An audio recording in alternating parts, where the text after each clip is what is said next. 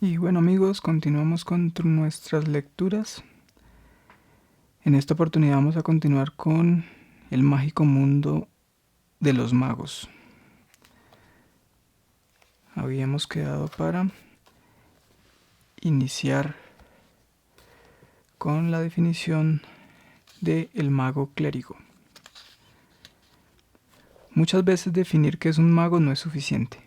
Un contraejemplo puede resultar útil a la hora de descubrir sus más sutiles cualidades. He aquí nuestro valioso no mago, el clérigo. Este personaje es un sacerdote no necesariamente cristiano, o un hombre de fe. Puede tener o no conocimiento sobre religión, pero tiene fe en una entidad, Dios, espíritu superior o energía divina. Sin embargo, este hombre de fe, hombre en el sentido genérico de la humanidad, puede realizar casi los mismos prodigios que los magos, incluso mayores, puesto que para la fe no existen límites, contrariamente a lo que sucede en la capacidad de conocimientos de un mago. El clérigo no necesita conocer ni saber, incluso puede ser analfabeto. Lo único que necesita el clérigo es su fe. El poder nunca es suyo, el clérigo es solo el canal, el que pronuncia la oración, porque el verdadero poder viene de la entidad a la cual se lo solicita. Ante un determinado problema, un mago y un clérigo pueden lanzar el mismo hechizo. Uno utilizaría la magia y el otro solo invocaría o le rezaría a su dios. Así, el deseo de cada uno sobre un mismo hecho, pero canalizado a su manera, se produciría, se materializaría. El clérigo crece en la medida en que se fortalece su fe, pues el tiempo no tiene una connotación directa en él. Es decir, un clérigo viejo, debido a ciertos trastornos de su vida, puede tener mucha menos fe que un joven que siente el fervor dentro de él. El mago necesita el transcurso del tiempo para acrecentar su poder, es decir, para copiar conocimientos, destrezas y experiencias. El clérigo no precisa acumular saberes, sino solo permanecer en su fe. Su vejez no le garantiza mayores poderes que en su juventud. Por eso un clérigo joven que tiene fe puede canalizar mayor poder que aquel. El conocimiento y la experiencia para un clérigo pueden serle tanto favorables como desfavorables, según aumenten o socaven su fe. El hábitat o morada de los clérigos es como la de cualquier persona, si es que no vive dentro de un convento o una iglesia. Generalmente tienen un altar en su morada. El clérigo está regido por una determinada moral, ciertas reglas que debe respetar para poder seguir en armonía y en contacto con su Dios. El mago no necesita hacer ningún tipo de concesiones.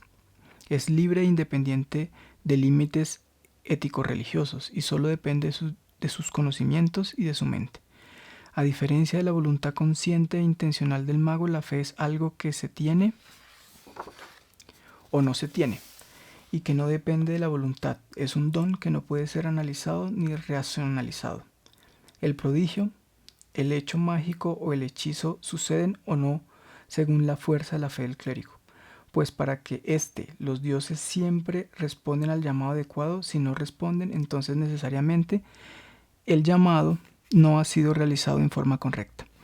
Sin embargo, si este resultado negativo se da sucesivas veces, el clérigo deberá luchar internamente para poder seguir manteniendo su fe a pesar del abandono de los dioses. ¿Qué sentirá? Weissel, clérigo de la Orden de los Dioses de Metal, caminaba por el bosque con su joven aprendiz Angus y con un grupo de soldados. En la ciudad había corrido la voz de que más allá del bosque, cerca de las cuevas naturales que se encuentran al pie de las colinas, se había visto algunos merodeadores que parecían muertos vivientes. Weissel, como sacerdote de la orden, estaba obligado a imponer la justicia y a limpiar de todo mal la faz del mundo, contribuyendo desde su pequeña y humilde posición al bienestar general. Por lo tanto, rezó a los dioses e invocó su bendición para la pequeña cruzada que llevaría a cabo.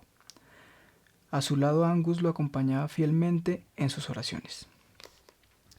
La orden a la que pertenecía Weissel lo había entrenado en los artes del combate, y gracias a los poderes de los dioses de metal, estaba investido con una poderosa armadura sagrada. El martillo, su arma devocional, permanecía en su mano. Angus podía ver el brillo de la unción en el arma de su maestro. El joven no estaba armado ni poseía armadura alguna. Apenas una simple túnica cubría su estrecho cuerpo. Los soldados pronto divisaron las cuevas. Angus invocó secretamente a los dioses para que les indicaran el camino a seguir. De pronto, una intuición divina le marcó la segunda cueva de la derecha. Weisel, por su parte, hizo lo mismo y algo natural y casi imperceptible le hizo mirar la misma cueva. El líder de los soldados se agachó para analizar el terreno. Las huellas indican pasos hacia la segunda cueva, dijo señalándola. Angus estaba feliz, los dioses lo escuchaban y lo guiaban. Los soldados encendieron las antorchas. Angus se aproximó y encendió la suya. Pronto penetraron en la cueva oscura y húmeda. El olor a putrefacción los golpeó de inmediato, pues en el suelo habían restos humanos y de animales. Los dioses despertaron en Angus una sensación apremiante de salir de allí, pero su mente se obligó a convencerse de que solo se trataba de miedo. En un momento el soldado que rastreaba el suelo se detuvo y dijo: «¡Qué extraño! Las huellas desaparecen aquí». Weisel y Angus miraron inmediatamente hacia arriba. Varios cadáveres putrefactos se desprendieron de las estalactitas de la cueva y cayeron sobre ellos. Los soldados soltaron las antorchas y arrojaron tajos de espada desesperados. Weisel invocó a los dioses con un grito y descargó con tal fuerza el martillo sobre la cabeza de uno de los cadáveres, que estalló. Angus, por su parte, mantenía a raya otro por medio del fuego de su antorcha. Los seres abominables se movían mucho más rápidos de lo que Weisel y sus hombres esperaban y manejaban las armas con una destreza admirable. Pronto los soldados perecieron. Angus alcanzó a prenderle fuego a la criatura que lo acosaba y Weisel logró destruir a base de golpes de martillo a otro más. Un esqueleto con armadura y corona se presentó al final de la cueva. Era imposible no estremecerse al ver cómo se movía. Weisel levantó el martillo y gritó: «Que los dioses de metal impongan el orden en este lugar, pues lo declaro sagrado», y el brillo del martillo separa la luz de las tinieblas. Los muertos vivientes parecieron desarmarse de pronto y a todos a la vez cayeron de inmediato sin proferir el menor grito. Pero el esqueleto no, por el contrario comenzó a avanzar hacia ellos. Mirarlo causaba daño y estupor. Weisel no lo podía creer, porque el poder de los dioses había hecho efecto sobre los demás y sobre este no. Entonces, aferrado a la última esperanza de salvar su vida, el clérigo levantó el martillo, pero el esqueleto le arrojó tal golpe de espada que se lo quitó de la mano. Estiró su brazo huesudo hacia atrás para tomar impulso, mientras Weisel no alcanzaba a comprender cómo esa masa de huesos podía permanecer unida. Y ya cuando el esqueleto iba a arremeter la estocada fatal contra Weisel, un relámpago atravesó el techo de la cueva y lo deshizo. Weisel miró a Angus, que permanecía arrodillado con los ojos cerrados y sus manos unidas en oración. Hechicero. Este es un mago emparentado con el brujo. Es el que más cantidad de hechizos conoce y domina, y el que tiene mejor predisposición para realizarlos. Puede prepararlos, y según el grado de experiencia y poder que ostente, puede hasta crearlos. Los más poderosos incluso les colocan su propio nombre a algunos de ellos para ganar notoriedad. La gran mayoría posee un don natural para realizar magia. Al hechicero no le interesa saber cómo funciona la magia, sino hacerla funcionar. No se dedica al estudio o contemplación del hecho mágico, sino que pone todo su énfasis en producirlo y dominarlo. Posee los conocimientos y entiende lo suficiente de las artes mágicas como para emplearlas a voluntad. El fin que persigue es el de realizar cada vez más y mejores hechizos. Suele tener un aprendiz que lo asiste y se encarga de buscarle los componentes que le son necesarios. Pues puede utilizar cualquier tipo de morada y algunos precisan los 3 espacios considerados mágicos: biblioteca, laboratorio y altar. Kiava revolvía el caldero. Una sonrisa se dibujaba en su rostro, pues estaba a punto de realizar su primer hechizo. El primer hechizo creado por él mismo. La cuchara tenía el metal en la proporción indicada. Un gotero dejaba caer una gota cada 45 segundos, según los cálculos que había realizado para evitar la merma del componente líquido ante la evaporación.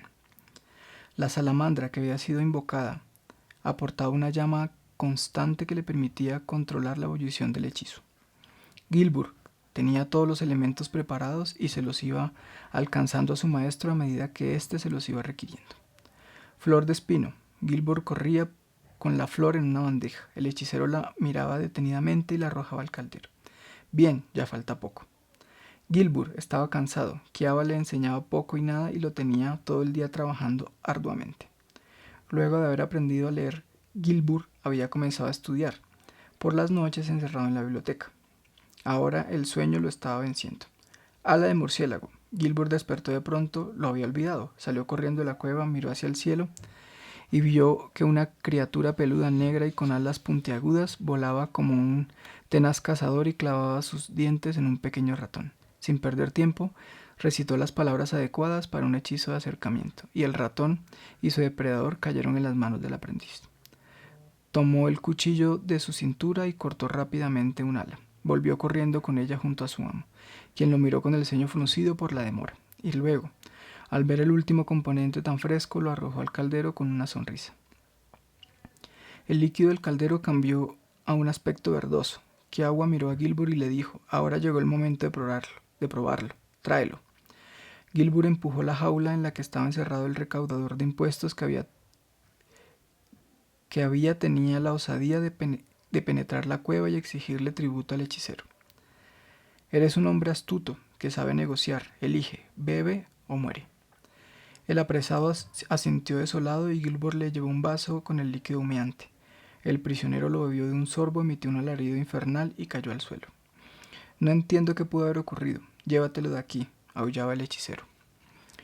Gilbert abrió la jaula y el recaudador de impuestos saltó sobre él mientras intentaba morderlo con dos impresionantes colmillos que escapaban de su boca. Maestro, ayúdeme. Trajiste un ala de vampiro, no de murciélago, tonto.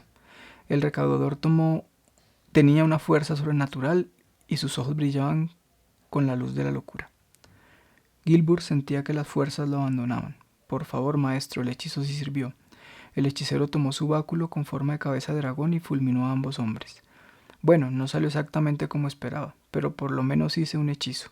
Ahora deberé encontrar otro aprendiz, se dijo el hechicero mientras se iba a dormir.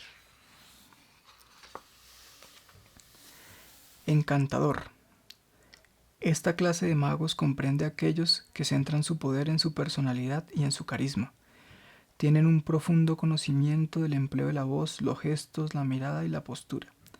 También tienen grandes conocimientos de psicología, pues saben cómo tratar a cada tipo de persona o animal para que realicen sus deseos.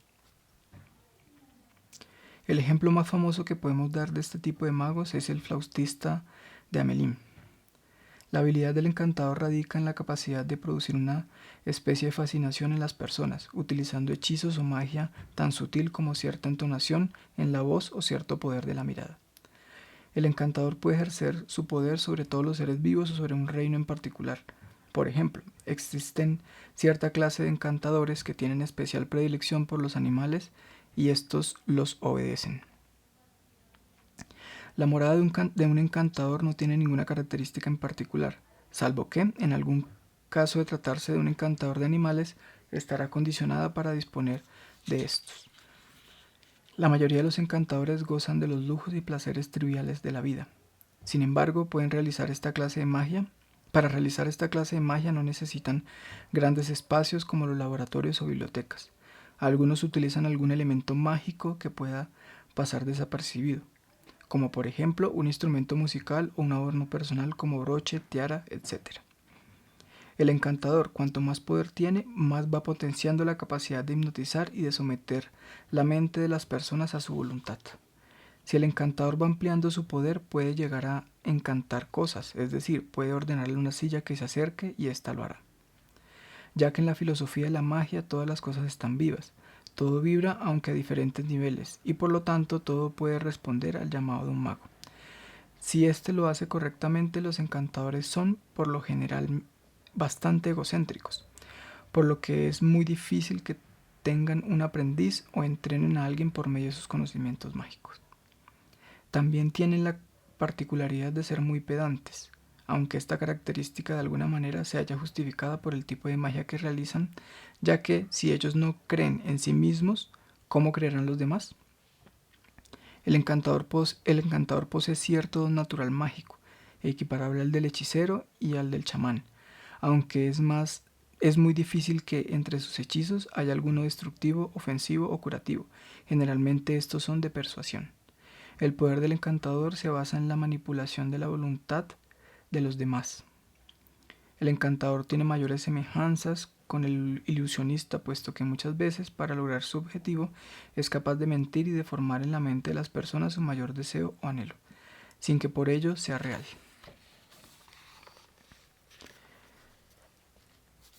Kimiel era un bello muchacho alto, de tez pálida como la nieve, sus ojos celestes como el cielo del mediodía y rizos dorados como el más puro oro. Tenía un andar tan majestuoso que provocaba que todo el mundo se diera vuelta para observarlo.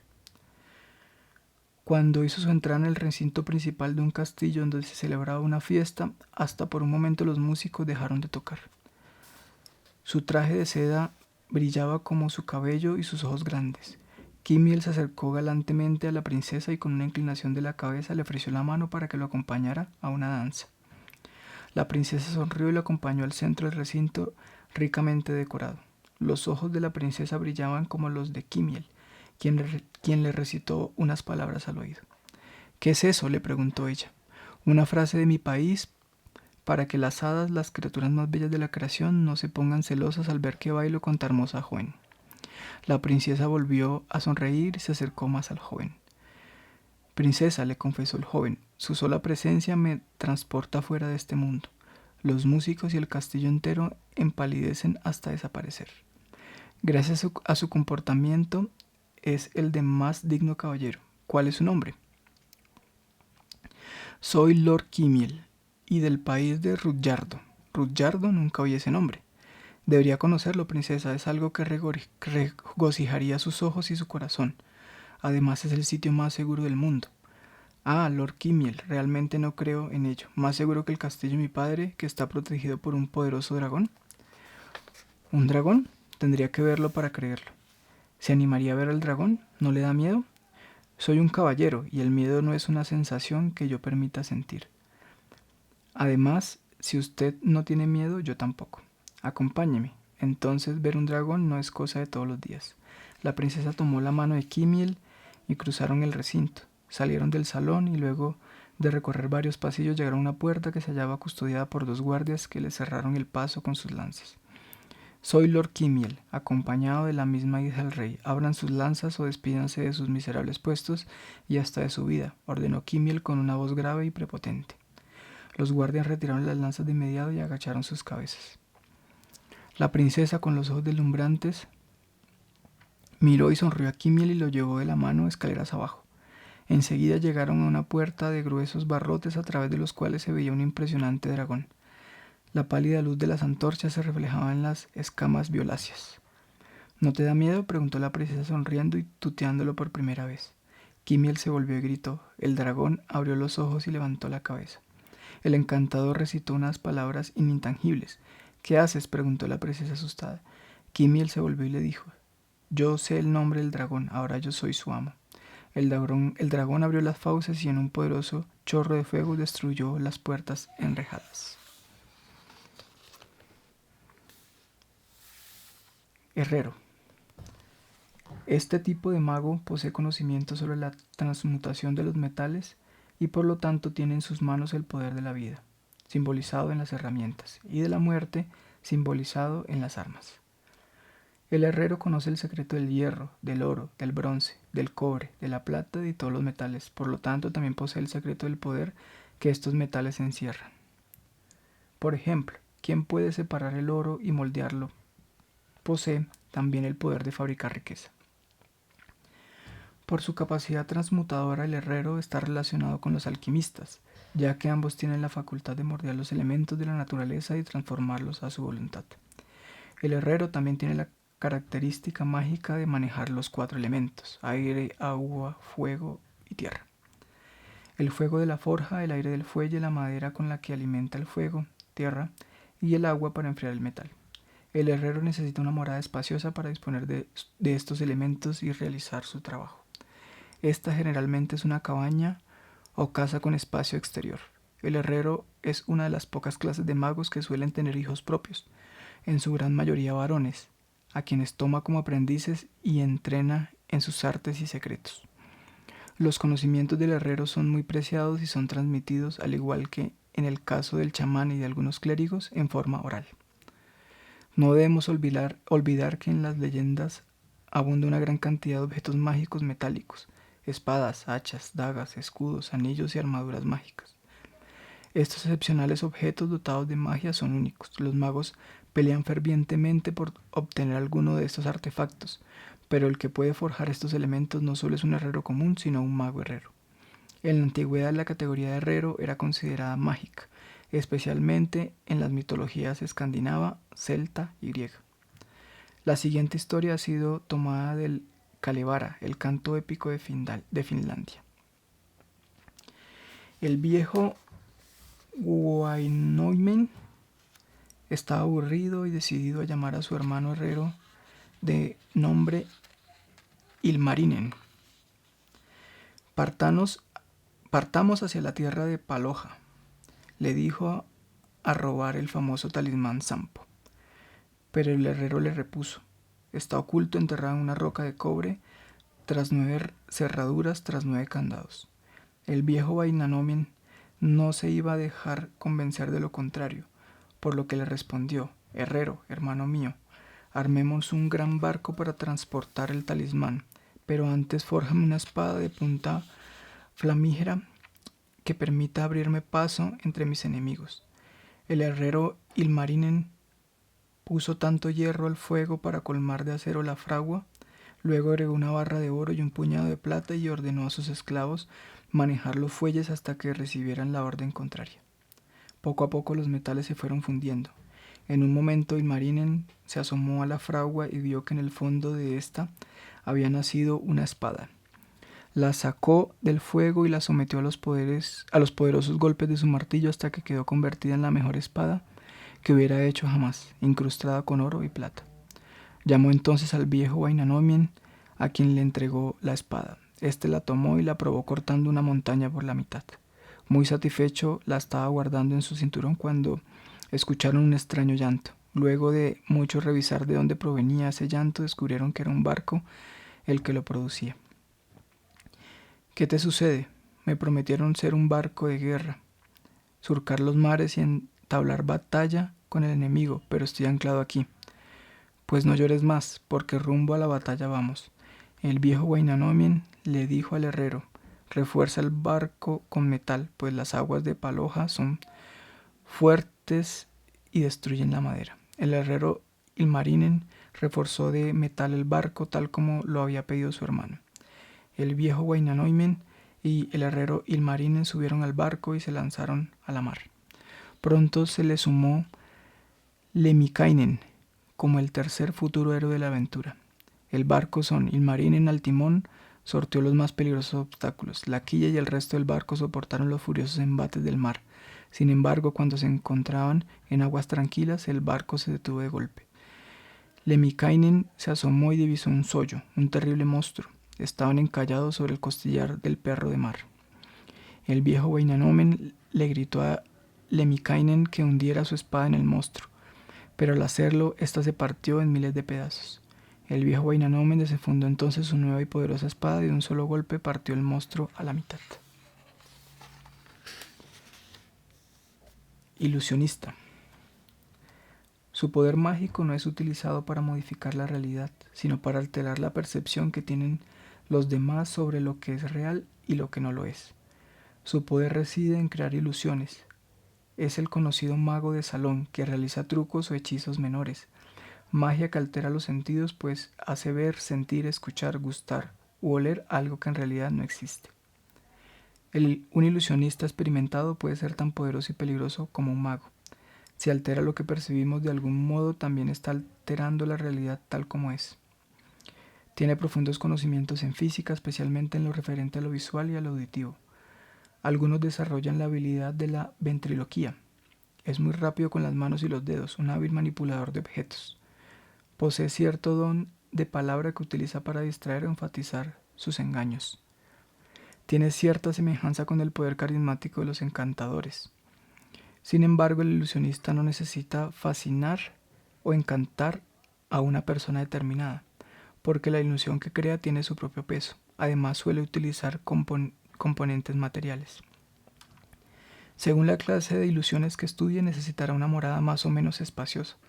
Si dispone de su propia vivienda, estará condicionada de manera que parezca algo que no es en realidad. Contendrá una gran cantidad de trucos y hechizos para defenderla ante un posible ataque y también para vanagloriarse de sus poderes frente a los invitados que pudieran concurrir a ella.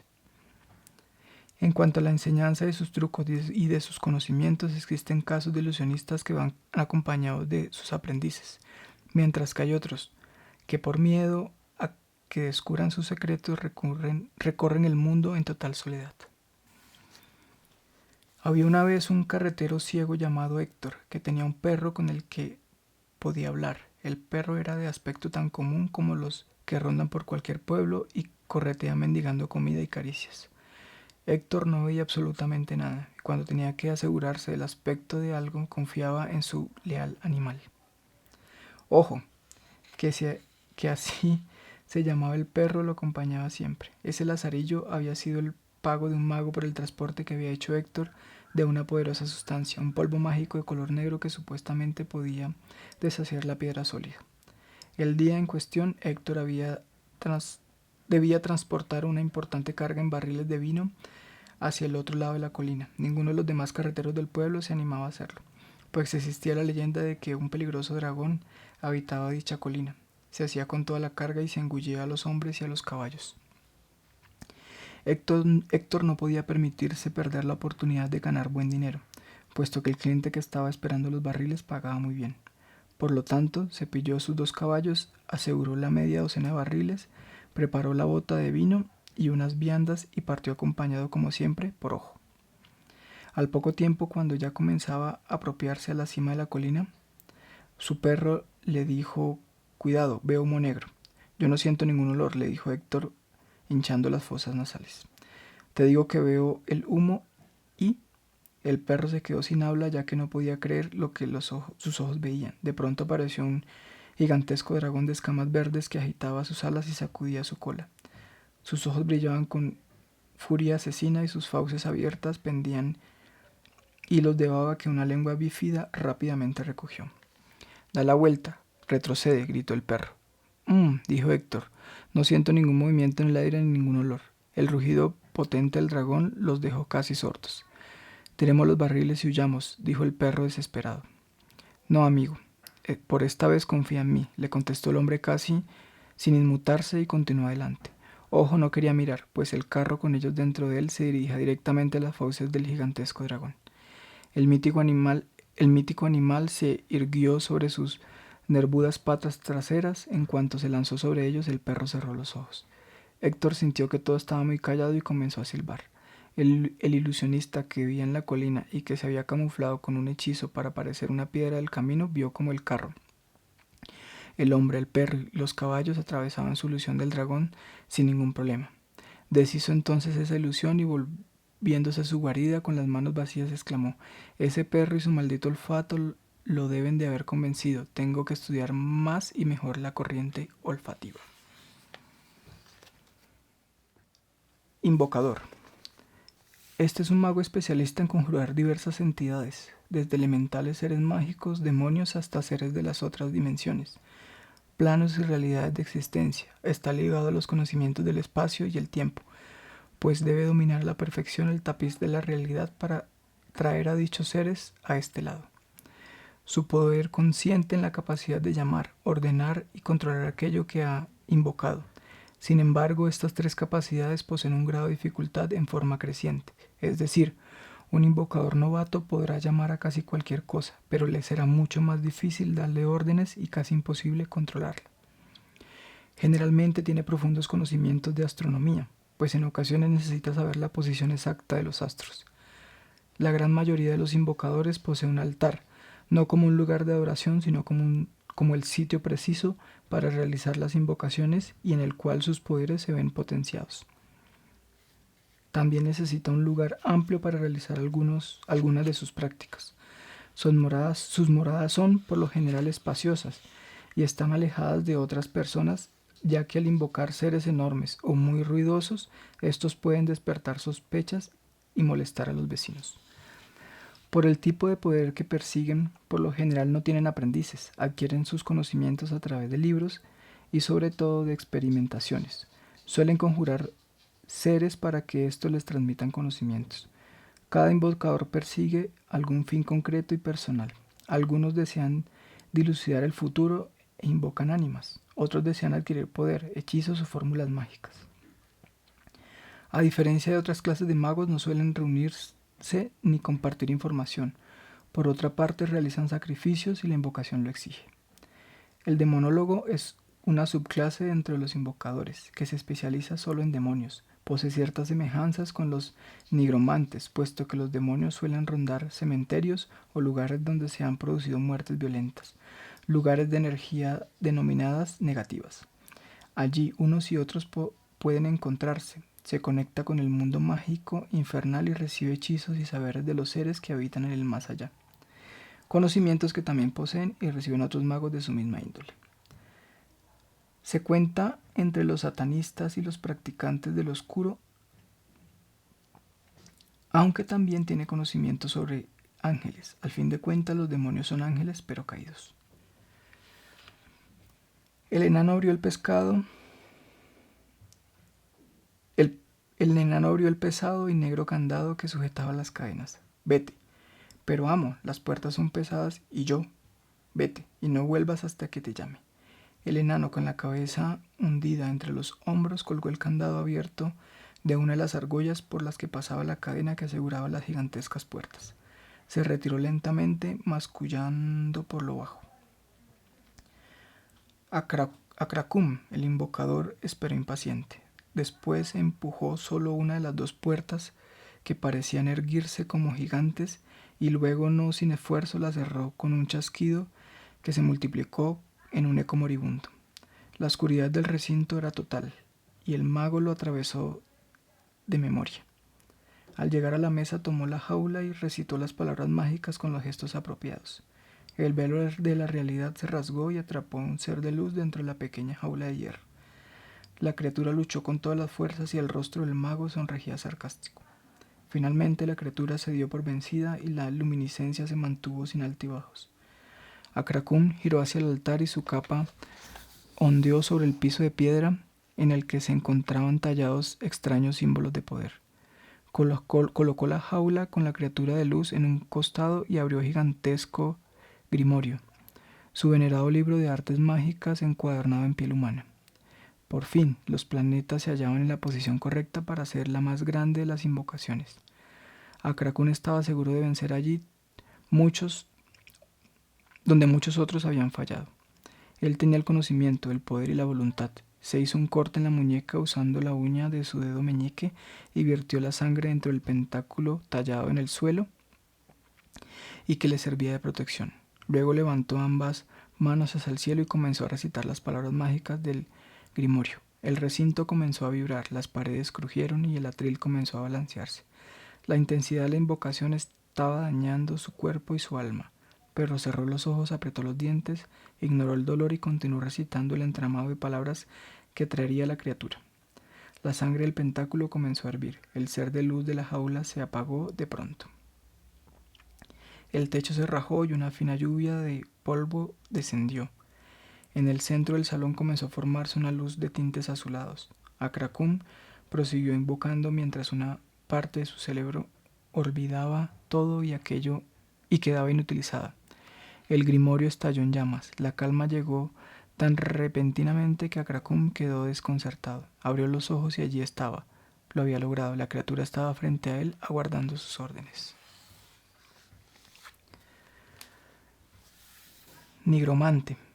Aunque su nombre tiene connotaciones negativas y oscuras, de ahí nigro, es decir, negro, pero también fúnebre y ligado a la muerte, un nigromante no es exclusivamente malévolo. Sin embargo, se dedica de modo casi exclusivamente a la magia negra y a las artes oscuras. Utiliza la magia de los muertos, sus hechizos se vinculan a la putrefacción, la mengua de las energías de los seres vivos, en especial de las personas o la muerte de la víctima. Para ello suele utilizar cadáveres o parte de estos, ya sea de animales o humanos, y elementos de tierra de cementerio, sangre y fluidos humanos. En ocasiones invoca divinidades inferiores o demonios para que lo socorran. También realiza sacrificios, ya que la muerte es su principal área de trabajo. Estudio y experimentación. Generalmente trabaja de noche en algún lugar cerrado, una cueva o bien el sótano de una casa o castillo, donde no pueda ser molestado ni visto por nadie. Suele tener un altar y un laboratorio como espacio de trabajo. No habitúa a tener aprendices, pero existen algunos que desean legarle a alguien especial su saber y el resultado de su arduo trabajo para que lo continúe. No tiene un sentido natural de la magia negra, en este caso, sino que indaga a fondo el misterio de la muerte para poder controlarla y manipularla a su antojo. Su conocimiento proviene de libros originarios de distintas culturas, en especial los esotéricos, algunos antiquísimos y también de su propia experimentación. La antigua casa rodeada de añosos árboles estaba muy cerca del cementerio. Una pareja de jóvenes ladrones, oculta entre los matorrales, discutía. No hay problema. Una vez el viejo me pagó para que le llevara un cadáver fresco. Tiene dinero, mucho dinero, yo lo vi. Además, candelabros de plata, espejos. Debe tener joyas también escondidas en algún lado. No me gusta ni la casa ni el viejo. Ya solo por el hecho de estar cerca del cementerio me pone los pelos de punta. Confía en mí. Entonces los dos ladrones dieron una vuelta alrededor de la casa y encontraron una ventana que no estaba totalmente cerrada. Ambos hicieron fuerza y lograron abrirla. Yo voy abajo y tú embolsa todo lo que veas aquí. El muchacho aludido abrió la bolsa y empezó a guardar todo lo que encontraba y le parecía de valor. De pronto algo lo asustó, prestó atención y percibió ciertos ruidos de pasos que se acercaban a él. Se volvió para escapar por la ventana, pero cuando llegó a esta no pudo abrirla. Retrocedió dudando si la rompía para escapar o enfrentaba a quién o quiénes se acercaban. Tomó una silla para destruir la ventana, pero una criatura como salida de la peor pesadilla, dada su piel blanca y pútrida, pegada al cráneo, se encontraba del otro lado mirando, a través del vidrio con sus cuencas vacías.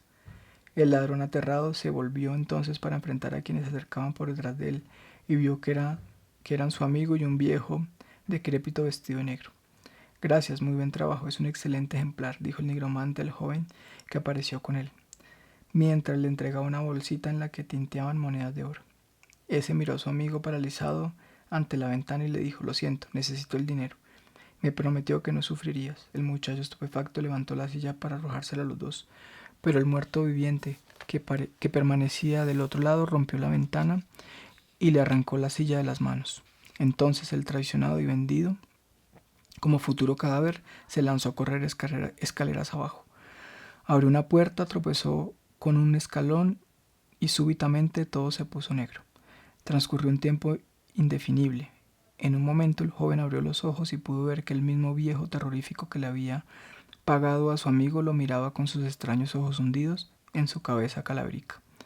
Ya estás listo, muchacho, ya estás arreglado. Por favor, no me interesan sus posesiones. No le robe nada, déjeme ir. ¿Y cómo harás para irte? El muchacho quiso moverse, pero era imposible. Levantó la cabeza y vio que cientos de vendas cubrían su cuerpo y lo mantenían rígido como una estaca, dentro de un sarcófago. Serás mi primera momia, le dijo el nigromante, cerrando la tapa.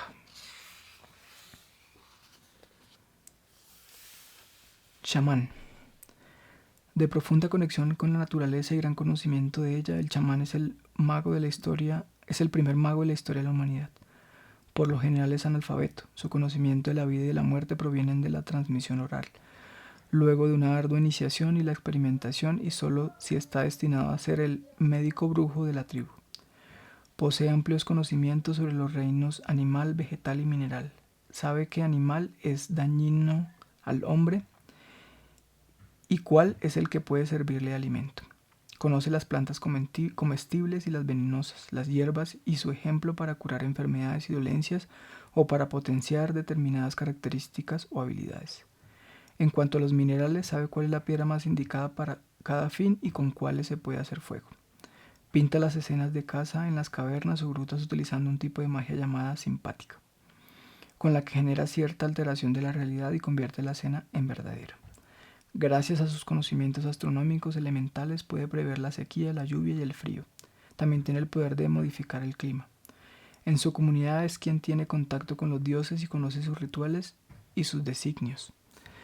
Su alma puede salirse del cuerpo a voluntad para lograr ciertos propósitos, con lo que se denomina viaje extático, y suele ir acompañado por su animal de poder, o metamorfoseado en el jaguar, lobo, pantera u otros.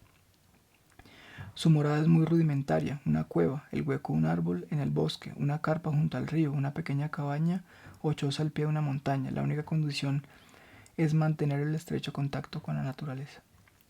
Su conocimiento de transmisión oral lo fuerza a buscar un discípulo al cual entrenar, pues sabe que cuando él ya no esté, la tribu necesitará de alguien que pueda ocupar su lugar.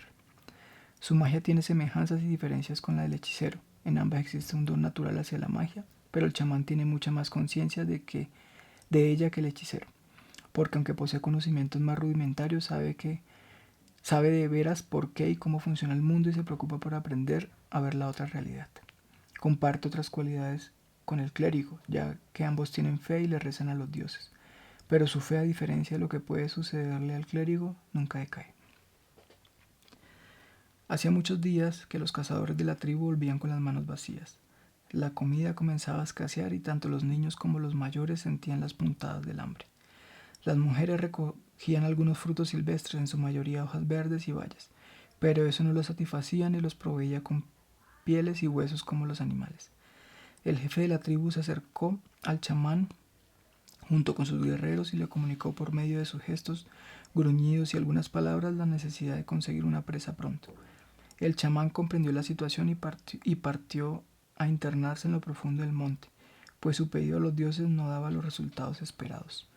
Tomó su morral de piel, su cayado adornado con plumas y dientes de animales y emprendió la marcha. Durante 3 días caminó sin descanso, cruzando arroyos y atravesando lugares inaccesibles para los demás. Las ramas de los árboles y los matorrales se abrían a su paso y los animales no lo atacaban.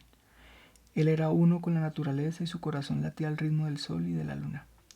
Meditaba y caminaba sin tregua, solo se detenía para ver algún arroyo o para cortar alguna hierba curativa, a la cual antes de arrancar de la tierra o de su tallo le pedía permiso y le rendía los honores correspondientes, un rito común y sagrado en la práctica del chamanismo. Al tercer día llegó a lo más alto de la montaña. Allí se arrodilló y levantó los brazos al cielo, clamando con pasión a los dioses. Mi pueblo tiene hambre, mi pueblo necesita comer. De inmediato los cielos se cubrieron de nubes negras, el viento se enfrió y se transformó en una serie de ráfagas poderosas que le azotaron el cuerpo. Él no cejó en su rezo y continuó con los brazos levantados. De pronto, en medio de las nubes negras se formó una figura. El chamán, copiándola, trazó con su dedo esa figura en la tierra. El viento se hizo más poderoso y los árboles y los arbustos comenzaron a crujir.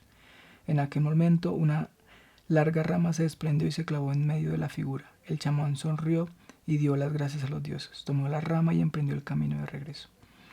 3 días tardó en volver. En su caminata encontró más hierbas y flores que le servirían para aliviar los dolores de su gente. Cuando llegó a la aldea, todos corrieron a recibirlo. El chamán sonrió, pero no se detuvo. Por el contrario, continuó de largo mientras los demás lo seguían curiosos. Al fin llegaron a la ribera de un arroyo de aguas cristalinas. Allí el chamán vio varios animales con la misma figura que había observado en las nubes. Tomó con la fuerza la rama que traía y la clavó en una de esas criaturas que brillaban como el sol. La sacó del agua mientras aún aleteaban y se la entregó a un muchacho que siempre lo rondaba, tal vez su futuro discípulo. El joven observó la extraña y desconocida criatura acuática que se debatía en sus manos. Miró al chamán y luego volvió a mirar el pescado y le pegó un mordisco. Una sonrisa gozosa de aprobación se dibujó en los labios mientras masticaba. El chamán había encontrado una clase de alimento para la tribu, que mantendría el hambre bien alejado de su territorio, aún en la estación de temibles y devastadoras sequías. Transformador. Tal como su nombre lo indica, este mago tras su largo estudio y preparación, se especializa en la transformación o cambio de una cosa en otra. No debe confundirse con un alquimista, pues aunque los dos persiguen la forma de transformar o transmutar, el plomo en oro cada uno utiliza métodos muy diferentes. Por medio de palabras, conjuros, gestos, pócimas, polvos mágicos y otros elementos logra que un objeto se transforme en otra cosa. A menudo tiene la capacidad de transformarse a sí mismo. Los relatos antiguos cuentan que generalmente lo hacían en algún animal de gran poder, como los dragones, por ejemplo. También puede copiar la apariencia de otra persona. A veces no sale exactamente igual al modelo, cambia la voz, el color de los ojos o el largo del pelo, pero eso se va puliendo con el tiempo. El grado de fidelidad al original varía de acuerdo con la capacidad de cada mago. Una subcategoría de esta clase se denomina animago. La diferencia radica en que mientras un transformador puede metamorfosearse en cualquier cosa y transformar cualquier elemento en lo que desee, un animago puede solo mutar y mutar a los demás en animales, ya sea por completo o solo una parte del cuerpo. La particularidad de esta clase reside en el que el mago transformado, si bien cambia su aspecto, no pierde sus conocimientos ni su conciencia, es decir, puede seguir pensando como el mago que es. Sin embargo, en una práctica difícil, es una práctica difícil, pues una vez transformado en animal pierde las ropas con las que estaba vestido y todos los elementos mágicos que portaba. Además, no conserva la facultad del habla y cómo repetir las palabras mágicas, cómo realizar los gestos apropiados. Este animal tiene que ser cuidadosamente estudiado y seleccionado previamente para no perder sus poderes de hombre. Vermis y Jorazán eran dos excepcionales magos que dominaban las artes de varias escuelas de magia. Sus conocimientos al respecto eran incontables como las gotas de agua que se encuentran en el mar, pero así también era incontable el odio que se tenían mutuamente. Algunos dicen que todo empezó cuando se encontraron en la gran feria anual del bosque. Ambos habían echado el ojo a una finísima pluma de hipogrifo, cuyo poder haría que el encantamiento rúnico que escribieran se viera poderosamente potenciado. La disputa por la obtención de la pluma fue feroz y la discusión fue subiendo de tono hasta que, en un arrebato para calmar los ánimos, el vendedor dijo que no se la vendería a nadie. Entonces Jorazán acusó a Vermis de encantador y este acusó a Jorazán de mentiroso. Ambos magos retrocedieron 2 o 3 pasos, preparándose para lanzar un hechizo. Jorazán lo hizo primero y una bola de fuego rebotó en el aura protectora de Vermis, pero arrasó con el vendedor, la tienda y desde luego la pluma de hipogrifo. Otro grupo de magos que se hallaban en la feria se interpuso y arrastró a cada uno de los contrincantes bien lejos. Un año había pasado desde ese encuentro, pero el odio entre ellos había ido en aumento, y la ira estalló cuando volvieron a encontrarse otra vez en la gran feria anual del bosque y entonces recomenzó la pelea. Ya no hubo discusión previa, ni hubo improperios y por supuesto ya no había pluma de hipogrifo. Sin embargo, un viejo archimago que se hallaba en el lugar junto con su aprendiz detuvo la pelea. No puedo permitir que alguien más que ustedes mismos salga lastimado aquí. Por lo tanto, dejen de agredirse involucrándonos a todos. Y pongamos reglas. El duelo será con varitas de transformación. A nadie podrán dañar salvo ustedes dos. Jorazán y Vermis se acercaron pisando fuerte y matándose con la mirada. Cada uno tomó la varita que el archimago les ofrecía. Jorazán hizo un rápido movimiento de muñeca y transformó a Vermis en una rata sucia. Vermis, aún conservando la habilidad de manipular la varita, lo transformó en un elefante que aulló de pavor al ver al roedor. Jorazán recuperó la postura y se transformó en un gato. Entonces Vermis se transformó en un perro. Jorazán se hechizó como un tigre. Vermis lo hizo en un cancerbero. Jorazán se transformó en una serpiente. Vermis lo hizo en una mosca. Jorazán se transformó en un sapo y, estirando rápidamente la lengua, atrapó y engulló a la mosca. Pero el sapo se infló y reventó en pedazos, mientras Vermis, transformado otra vez en hombre, se erguía triunfante en su lugar. Un cancerbero es el perro de 3 cabezas, guardián de los infiernos en la mitología griega. Y terminamos por acá con las clases de magos con el mago clásico. Hemos llegado al final del capítulo y quizás el lector se pregunte, entonces, según esta clasificación, ¿dónde encaja el mago clásico que todos tenemos en mente? Podemos decir que un mago no debe ajustarse necesariamente a los parámetros de esta clasificación. Muchos hombres y mujeres inician el camino de la magia totalmente solos y se reciben de magos sin relacionarse con escuelas, bibliografías, maestros y ni siquiera otros magos. En realidad, la gran mayoría de los verdaderos magos son un producto de una amalgama de todas estas clases. Un mismo mago puede saber invocar algunos espíritus o fuerzas superiores para el logro de sus propósitos. Puede desarrollar algún poder carismático de fascinación, aprender algunas ilusiones, tirar el tarot, poseer habilidad para realizar algunos hechizos y desarrollarla al máximo. mientras le reza o no a su dios o a sus diversos dioses, y al mismo tiempo puede ser un gran conocedor de las hierbas medicinales, etc. La esencia de un mago es el don de la magia que trae al nacer, o bien la predisposición a ella, en sus distintas manifestaciones y su voluntad de realizarse como tal, además de su apertura mental y su capacidad de aprendizaje del saber secreto y de adopción a lo esotérico.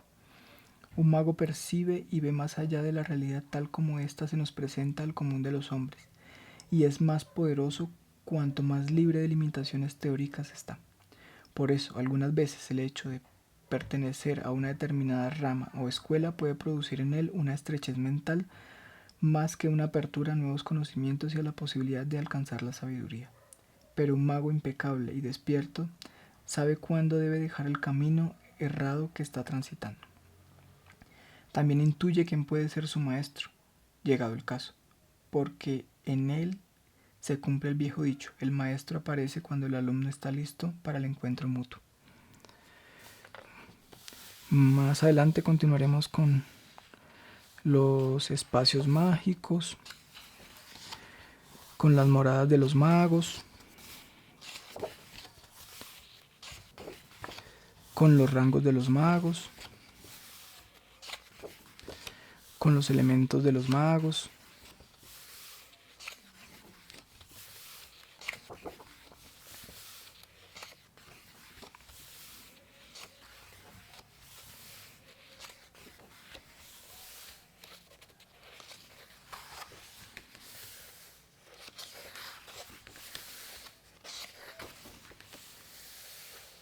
con las criaturas de los magos,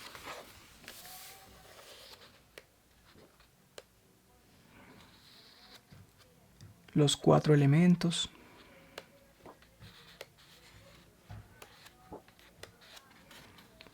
historias de magos.